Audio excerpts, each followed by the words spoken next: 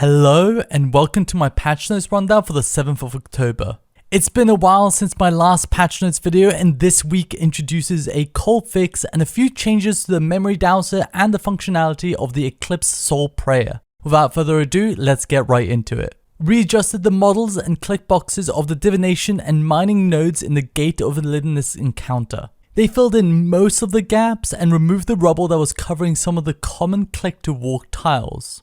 This was a needed cold fix change, as most of the Gate of Elidinis gameplay consists of clicking on and around these nodes. Conclusively, I'm very happy with the changes, but at the same time, I hope something like this doesn't happen again with future bosses, and click boxes is an element that is thoroughly tested. The Eclipse Soul Prayer will now refresh the active heal duration if the player critically strikes, and will no longer have its heal cancelled if the player turns their prayer off. These changes basically makes it easy to maintain the heal over time effect, but ultimately the use case of the prayer remains mostly the same. If players can camp Soul Split, don't need to sustain, and are synergizing critical strike, then it's very strong and better than curses when it comes to consistency, but those criteria are realistically rare to meet. Take a normal PvM scenario where you're about to use wild magic, but you're also going to take a big melee hit at the same time. Do you protect against melee and not benefit from the prayer?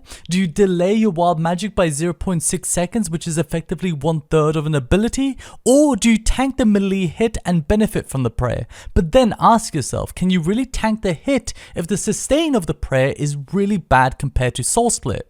Players now should be able to use Memory Dowser with Divination Energy alongside a Nightmare Muspa. And that's it for this week's patch notes. I think the Eclipse Soul sits in a pretty decent spot, and as PvM content becomes less about dealing with unavoidable damage and more about mechanics, the prayer might become more of a meta choice. Anyways, that's it from me. Thank you for watching and take care.